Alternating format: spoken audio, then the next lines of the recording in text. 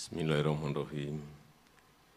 Assalamualaikum warahmatullahi wabarakatuh. Selamat pagi, salam sejahtera bagi kita semuanya.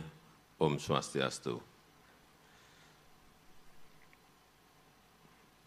Yang saya hormati para Menteri Kabinet Indonesia Maju, yang saya hormati Ketua Umum dan jajaran pengurus APPSI, yang saya hormati para gubernur dari seluruh tanah air Indonesia, beserta wakil gubernur, sekda atau yang mewakili,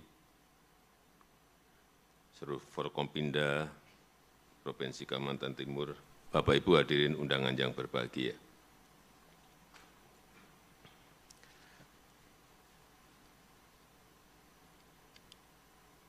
Saya ingin mengingatkan kembali bahwa PPKM telah dicabut di akhir 2022 yang lalu. Jadi kalau tadi Pak Gubernur Kaltim menyampaikan yang pakai masker itu dianggap agak sakit, enggak salah Pak Gub, enggak salah. Enggak salah, karena memang PPKM sudah dicabut. Jadi,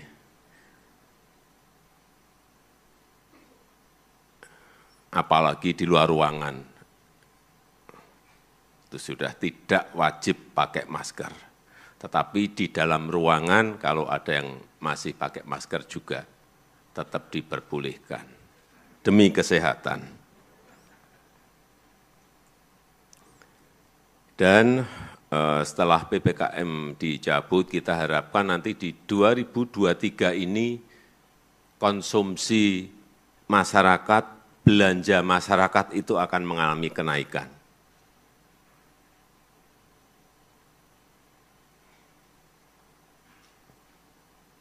Yang itu akan memunculkan pertumbuhan ekonomi yang lebih baik.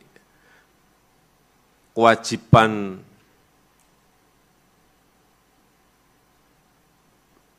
para gubernur adalah bagaimana menjaga agar konsumsi rumah tangga itu terjaga dan meningkat. Kita tahu di 2022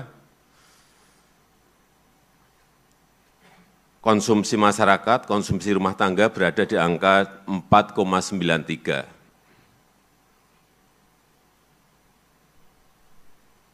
Dan kita harapkan di 2024 nanti bisa muncul angka 5,4%. Kalau ini terjadi, pertumbuhan ekonomi otomatis akan juga ikut naik. Oleh sebab itu, hal-hal yang berkaitan dengan spending, belanja masyarakat itu jangan sampai ada yang menahan-nahan. Saya berikan contoh hal-hal kecil, tapi ini sebenarnya besar, yaitu event seni dan event olahraga. Itu ada belanja masyarakat. Di tahun 2022, belanja masyarakat yang ditahan itu ada di bank, kita bisa ngecek berapa sih kenaikan tabungan masyarakat di bank. Di tahun 2022 itu ada angka 690 triliun. Dana masyarakat yang ditahan dan tidak dibelanjakan. Artinya masyarakat ngerem, tidak ingin belanja, tidak ingin datang ke restoran, tidak ingin datang ke pasar, tidak ingin datang ke mal, tidak ingin datang ke toko, belanja tidak. Lebih baik disimpan di bank. Ini tidak boleh. Kita harus mendorong masyarakat agar belanja itu bisa sebanyak-banyaknya untuk men-trigger pertumbuhan ekonomi kita. Kembali ke event seni dan olahraga. Diperkirakan tahun 2023 ada kurang lebih 3 ribuan event olahraga dan seni. Ini bagus untuk ekonomi kita. Sehingga kemarin saya sudah titip ke Kapolri, sekarang saya ketemu para gubernur, wakil gubernur, dan sekda, untuk izin-izin masalah ini jangan ada yang dihambat. Karena menyangkut belanja masyarakat yang tadi ditahan 690 triliun tadi, biar itu keluar. Dibelanjakan, enggak apa-apa untuk nonton konser, misalnya nonton sepak bola, dia akan spending masyarakat itu. Belanja, entah belanja makan di warung, makan di PKL, atau belanja kaos, atau event olahraga.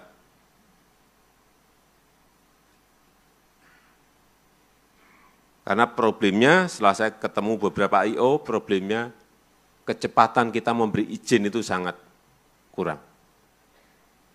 2 hari sebelum hari H, izin baru keluar. 3 hari sebelum hari H, izin baru keluar. Saya kemarin sudah perintahkan kepada Kapolri, izin itu harus sebulan sebelumnya sudah harus keluar. Minimal sebulan sebelumnya harus sudah keluar. Syukur bisa 2 bulan sebelumnya sudah dikeluarkan. Sehingga yang memiliki acara itu bisa mempromosikan acaranya dengan baik, bukan 2 hari sebelumnya, enggak. Baru 2 hari yang lalu kita sepakati itu. Sehingga saya minta Pemda pun juga yang berwenang memberikan izin disampaikan agar juga sebulan sebelumnya. Kemudian juga yang berkaitan dengan wisata desa, wisata di daerah, itu juga buka, jangan lagi ada yang mengerem masalah itu. Ini juga menyangkut belanja yang nanti akan menyangkut konsumsi rumah tangga, konsumsi masyarakat. Hati-hati mengenai ini. Kelihatannya sepele, tapi jangan sampai 690 triliun itu tetap ngendon, ditabung di bank. Enggak, itu enggak baik untuk pertumbuhan ekonomi.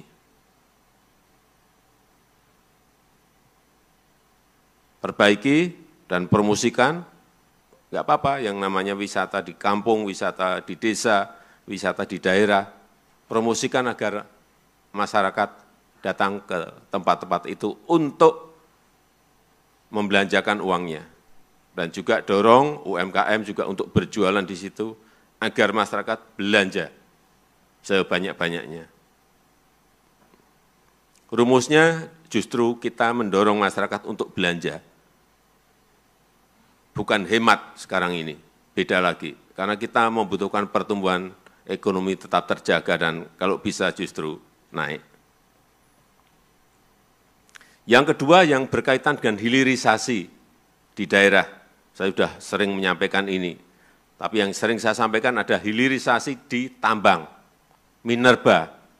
Enggak, hilirisasi itu bukan hanya di situ saja. Hilirisasi itu ada di perikanan, hilirisasi itu ada di pertanian. Jangan hanya berpikir hilirisasi ada di nikel, di tembaga. Di perikanan, pertanian, perkebunan memiliki potensi yang besar juga. Dan semua daerah memiliki ini semuanya. Kecil-kecil. Contoh misalnya kelapa. Kelapa muda dijual butiran paling 10.000, 15.000. Kalau jadi kayak di Thailand menjadi kokotam itu, dikupas sedikit aja, sudah jadi 45.000, 50.000, 3 kali lipat, hanya urusan mempercantik kemasan saja. Kita bukan bisa, sangat bisa melakukan itu, daerah sangat bisa melakukan itu, dan rakyat sangat bisa melakukan itu. Dorong untuk ke sana. Ini contoh-contoh kecil.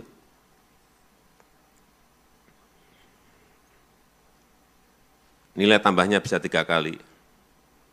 Ikan, kalau kita jual jadi hanya jadikan asin, enggak ada nilai tambah. Tetapi kalau kita naikkan sedikit saja menjadi tepung ikan, nilai tambah bisa 2 kali, 3 kali. Dan permintaan dunia akan tepung ikan ini besar sekali. Sehingga yang namanya nelayan, UMKM, koperasi, industri kecil didorong untuk melakukan itu. Dan produk-produk yang lainnya yang sangat banyak ragamnya di daerah-daerah. Yang ketiga yang berkaitan dengan pangan. Kita di sini nggak merasakan urusan pangan problem. Negara lain semuanya masalah, semuanya problem. Gandum terutama, kekurangan pangan, kelaparan itu sudah banyak terjadi, terutama di negara-negara di Afrika. Di tempat kita kelihatannya normal-normal saja. Tapi hati-hati, tolong ini juga dipantau dan dijaga betul. Produksi beras kita, utamanya produksi beras kita ini berapa sih? Pastikan betul itu cukup di daerah masing-masing. Kalau enggak, kolaborasi, telepon antar gubernur, penting. Suplai yang banyak, misalnya dari Jawa Timur, lihat, ada kelebihan surplus berapa, yang kurang, tolong segera tarik ke daerah yang kekurangan, yang jangan sampai yang terjadi pasokannya enggak ada. Jaga pasokan, jaga harga. Kenapa saya sekarang setiap ke daerah, saya cek ke pasar, lihat ke pasar, meskipun satu atau dua pasar, saya ingin mengontrol dan memastikan bahwa barangnya itu ada. Kalau barangnya ada, yang kedua, harganya benar atau enggak benar, karena menyangkut inflasi. Dan inflasi kita kemarin di bulan yang lalu, hampir 50% dipengaruhi oleh kenaikan beras, kenaikan harga beras. Hati-hati mengenai ini. Jangan dianggap remeh, karena kejadian di negara yang lain sudah sangat parah. Hati-hati. Sekali lagi, saya ingin kita memiliki sense yang sama mengenai urusan pangan. Jangan nanti sudah kejadian barangnya enggak ada, karena produksinya enggak kita kontrol, baru semuanya kita teriak. Dan tidak mudah sekarang ini yang namanya impor beras dari negara lain. Karena sekarang mereka pegang semuanya, tidak ada yang bisa. Kita kemarin mau impor 500 saja cari ke negara-negara yang biasanya stoknya menumpuk, mereka enggak mau keluarin. Mereka juga ingin jaga-jaga. Karena mereka tahu ini tahun ini akan ada El Nino. Ini yang kita semua harus mengerti dan semuanya harus berjaga-jaga.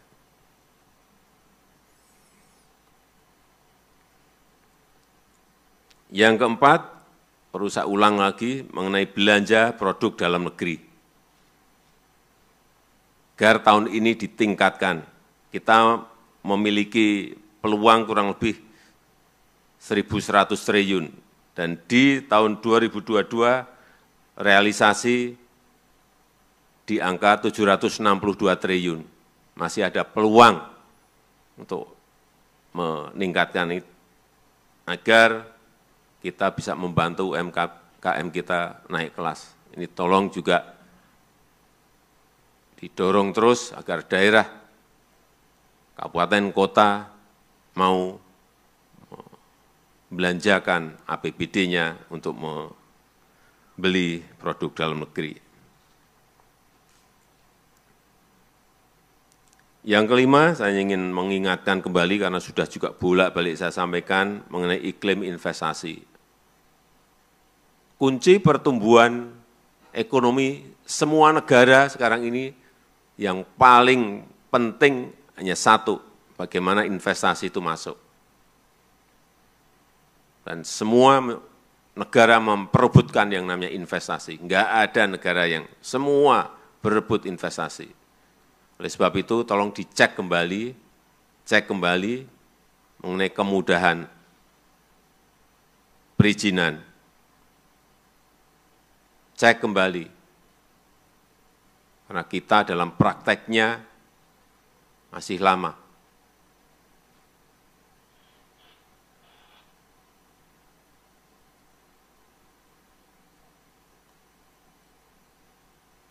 masih berada di angka 260-an hari, masih lama itu. Hitungannya itu harusnya, kalau yang namanya izin, sudah zaman digital seperti ini harusnya jam. Jangan berbulan-bulan. Paling lamban itu ya hari lah, kalau bisa jam. Bagaimana digitalisasi di perizinan ini semua provinsi, kabupaten, dan kota itu ada.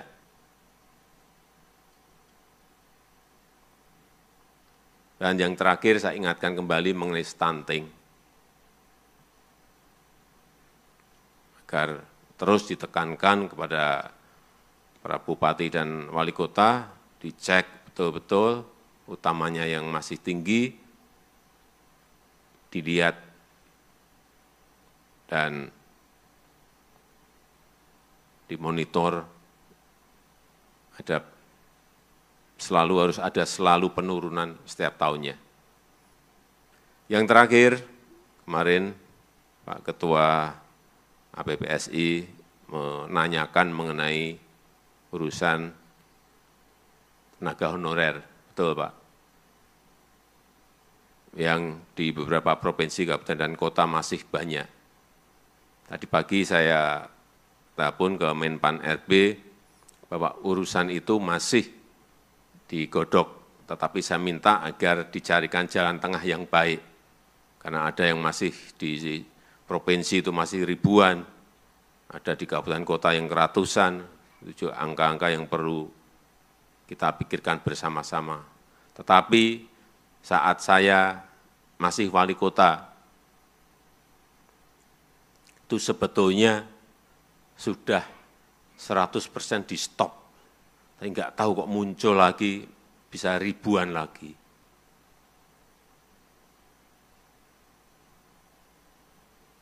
Itu yang masih dirumuskan untuk dicarikan jalan tengahnya. Saya tadi pagi saya minta kepada Menpan RB dan tolong kalau nanti sudah diputuskan bisa kita laksanakan bersama-sama.